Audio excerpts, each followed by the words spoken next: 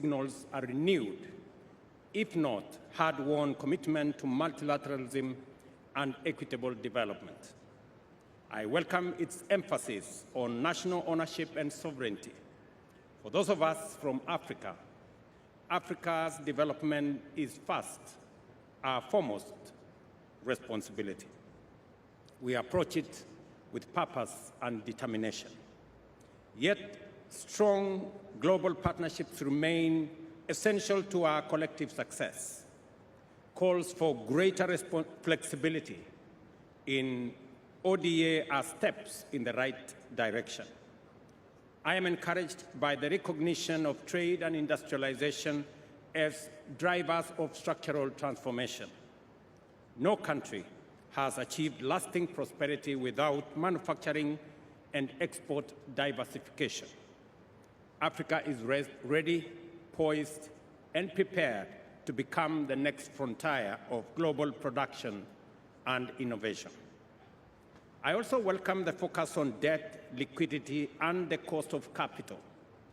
There is now consensus on the need for a development-oriented sovereign debt architecture, where public debt is an instrument for development, not a trap for distress.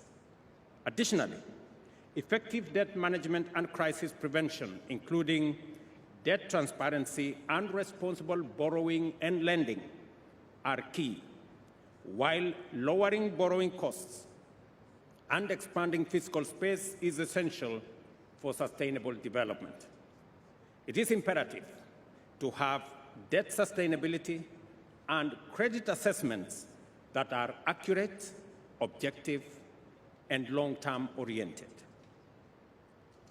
The independent expert review on debt, nature, and climate, Kenya co-led with Colombia, France, and Germany, exemplifies meaningful partnership for inclusive and sustainable growth. The outcome document also supports the global financing safety net, emphasizing governance reform at the IMF and mechanisms to facilitate easier access to precautionary instruments, lower lending rates, and better use of SDRs. The inclusion of SDRs rechanneling, support for capital adequacy framework, and efforts to incorporate multidimensional vulnerability into financial access signals real progress. What was once radical is now becoming mainstream. We finally have a consensus, ladies and gentlemen, on reforming the international financial architecture.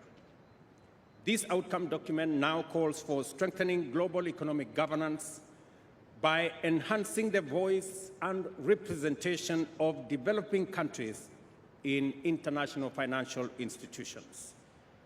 Let us be clear. Without affordable capital and open markets, progress will stall. High debt premiums cannot be fixed by technical adjustments alone. Credit rating agencies also need to change their understanding of African economies. The Africa Credit Rating Agency is a crucial step in gaining a better understanding of Africa. Africa's role is critical to the global climate agenda, but we cannot deliver if our goods, services, and carbon credits are excluded from the global markets or if entire value chains are blocked. We must design trade rules and pricing systems that reward green production and accelerate decarbonization. Africa must be part of that solution, transforming green premiums into green discounts. While I respect the document structure from domestic to global resources, let us not confuse form with priority. Public international finance remains indispensable. Africa is not asking for favors.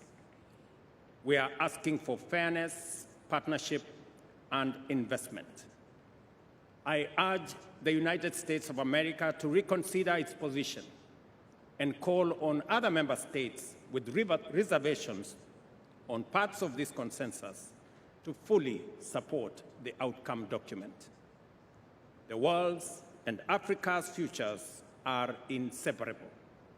Together, let us walk this path with honesty, urgency, and resolve. Kenya certainly will, and I thank you.